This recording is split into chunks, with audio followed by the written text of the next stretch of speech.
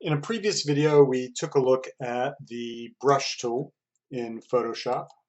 Brush tool is found here.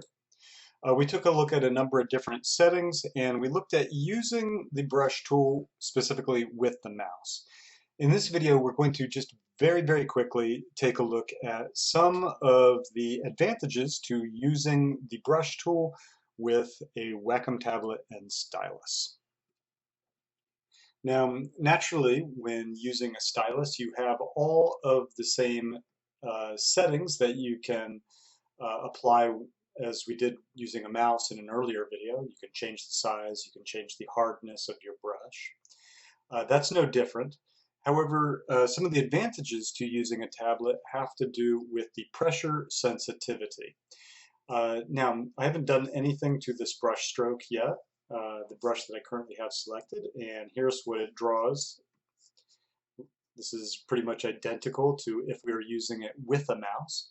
However, with the pressure sensitivity that you can use with a stylus and Wacom tablet, we can, for instance, tie opacity by pressing this button here. Applying that button, the opacity will be tied to the pressure of your stylus. So if I do a stroke very lightly, we get a very transparent stroke. And if I apply more pressure, I get a darker stroke.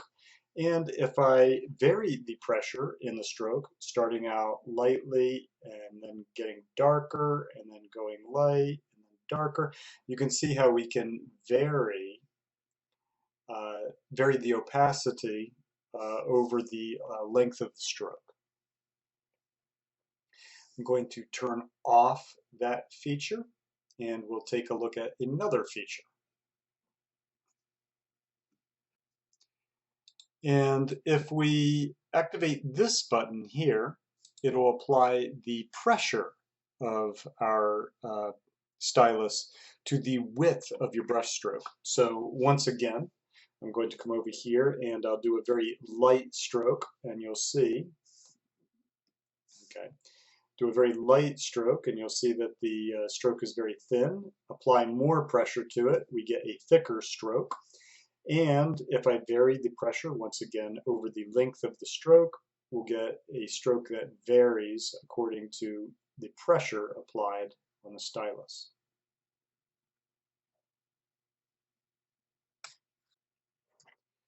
In addition, with this activated so that we're getting the variation in the width of the stroke, we could also still turn on the opacity as well, and that will create an interesting effect where the lighter I apply pressure on the stroke, we'll get a narrower, more transparent stroke, and as I apply more pressure, we get more opaque, wider stroke.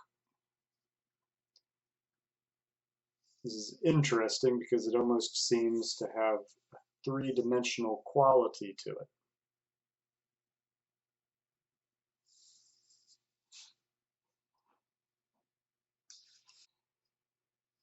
And while I won't go in depth with it in this video, I'd just like to point out that if you open up the brush settings, you'll notice that under Shape Dynamics, you have a number of attributes here that you can also tie to the pressure of your pen. So for instance, the angle jitter, we have a drop down and we can apply that to pen pressure, or we could go to scattering as well and we could apply that to pen pressure. These are all great techniques for really creating some fun custom brushes, which we'll take a look at in a future video. Hope this was helpful for you, and thanks for watching.